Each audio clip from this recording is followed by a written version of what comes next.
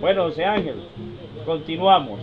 Íbamos con el grupo número 1 con relación pues a las declaraciones que ya lo vimos en el video anterior, ¿no? Claro. El video anterior, bueno, el que lo está viendo o el que lo vio tendrá la oportunidad de crear su propia concepción, su propia opinión, y no habrá duda alguna que aquí no estamos haciendo un documental por hacerlo, es para dejarle a la historia futura lo que era Colombia durante esas guerras mediáticas. Bueno, continuamos con el grupo 1.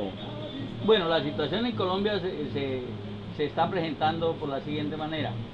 Dentro del grupo de la educación, en el año en Colombia salen 350.000 jóvenes con una educación muy regular, únicamente preparados con una educación académica, no tienen formación práctica, no hay integral, práctica. no tienen educación tecnológica.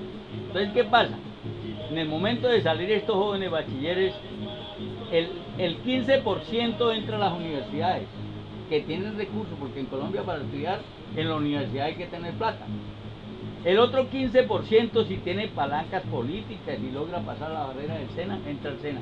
Queda un 70% de esos jóvenes que no entra a estudio en ninguna universidad, ni entra al SENA, ni nada, entonces siguen ahí. Entonces, ¿qué es lo que el padre les dice a estos jóvenes que ya salieron bachilleres? El padre les dice: mi hijo, si ya es bachiller, vaya a buscar trabajo. Entonces el joven le hace caso al papá y se viene a buscar trabajo en el campo industrial.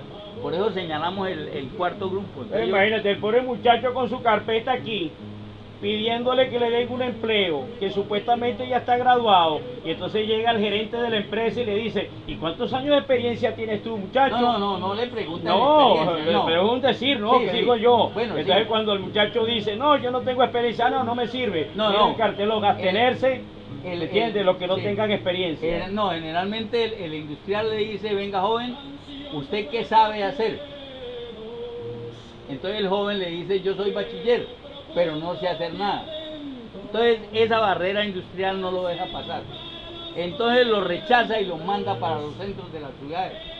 Las ciudades en Colombia están llenas de vendedores informales, de gente que trabaja en la informalidad porque no tiene acceso al trabajo. Pero no es porque no haya trabajo, sino porque no están preparados para enfrentar ese trabajo. Pero el sistema educativo que está privatizado, ellos sí se prepararon para ordeñar a los padres de esos jóvenes que tenían que pagar una educación prácticamente informal, porque no tuvieron una capacitación. Exactamente. Entonces la pregunta sería, ¿no?, que se la harían todos aquellos que nos están viendo a través de este video, que un gobierno para un futuro después del 2014 en Colombia, un gobierno socialista, bolivariano, porque Colombia es bolivariana, claro, de Bolívar, que represente los intereses del pueblo, ¿cómo serían los pasos para que la educación se garantice y que sea gratuita? Bueno, yo quiero... Para que al finalizar pues explicas esa parte. Ya vamos a seguir ahorita. ¿Qué pasa cuando los muchachos quedan en la formalidad?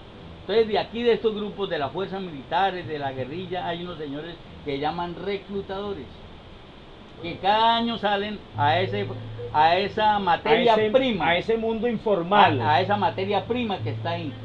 Entonces ellos contactan esa materia prima, que son los estudiantes recién graduados, pero sin conocimiento intelectual. Exactamente. Entonces se los llevan a conformar los grupos de la guerra. Es que el grupo de la guerra es muy grande. Entonces cada año en Colombia crece la guerra a pasos agigantados, porque esos reclutadores se llevan 1 o 2 millones por año, 1 o 2 millones por año. No, se llevan el 70% de los que quedan que no pueden entrar a la universidad y al centro. No, pero ese se lleva al que no estudió, también se lleva al primo, ese se lleva al cuñado, ese se lleva al sobrino, y hasta si es posible se arrastra al hermanito menor que está estudiando y le va a decir: yo perdí el tiempo, chico, estudiando, eso no vale la pena, vente conmigo y allá vamos a tener futuro. Ya a mí me están pagando 5 millones de pesos. Exactamente. Entonces aquel que ya iba por tercer grado deja el estudio para incorporarse a la armada, a la guerra psicológica, mediática. Exactamente. Entonces la guerra va creciendo a pasos agigantados y la industria está quieta en manos de unos monopolios que son los que manejan el país. Esos monopolios hacen que un presidente se dé, porque lo apoyan económicamente, lo apoyan en todo, y ponen al presidente de la República. Como usted ve, el grupo número 3 está quieto, el gobierno no actúa ahí. Ni a estos grupos les interesa que se mejore la educación, porque mantienen ese pueblo ahí sometido a lo que ellos digan, a lo que ellos quieran. Entonces, eso es lo que hay que transformar. Ese punto es el más importante que hay que transformar la educación, convertir la educación en una educación integral. Quiere decir que allá el educador no se preocupa por sus alumnos que salieron en un pasado, en saber, en averiguar qué están haciendo. No les interesa, no hay conciencia, no hay sentido de pertenencia, hoy en día no hay humanidad. Por lo que se ve, camarada, lo único que hay es vanidad. Interesado por explotar al estudiante para cobrarle y más nada. Sí, y el decir sería, esos se van, más adelante vienen otros. Que seguiremos ordeñando. Un negocio. Lo que usted dice, la industria. Mejor dicho, la educación en Colombia es una industria también, que enriquece a una minoría. Exactamente. Bueno, entonces este en sí es el esquema de la guerra. ¿Qué tenemos que hacer para acabar con esa guerra en Colombia? Tenemos que dar unas soluciones importantes. Primero, transformar la educación, convertirla en una educación integral, formación moral, formación académica y técnica industrial basada en la tecnología. Y como dijo Bolívar, moral y luces son nuestras primeras necesidades. Entonces, imagínate, un hombre ignorante, un ser ignorante, una mujer ignorante es instrumento para nuestra propia destrucción. Exactamente. Lo dice la historia, ¿no? Y así es, esa es la verdad. Entonces, cuando estos jóvenes ya salgan bachilleres, van a pasar la barrera industrial, van a traspasar la barrera y empiezan a montar pequeñas empresas.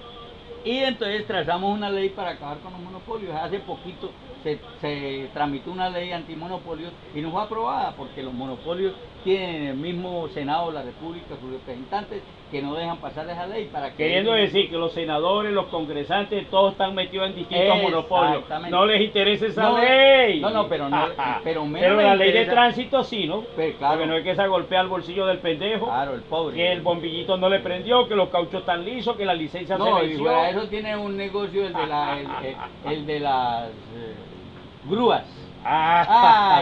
De las grúas, los llevan, le montan el carro en una grúa y lo llevan 4 cuadras y le cobran 80.000 pesos. Bueno, seguimos. Entonces, en el momento ya de venir este joven, empieza a pasar la barrera industrial, pasa la barrera y empieza a montar pequeñas empresas. Perdón, José Ángel, antes que lleguemos a ese tema tan importante, vámonos a ver un video que se relaciona con la educación prohibida. Vamos a conocer en verdad, en muchos lugares del mundo, cuál es la verdadera intención y la verdadera importancia del sistema educativo privado.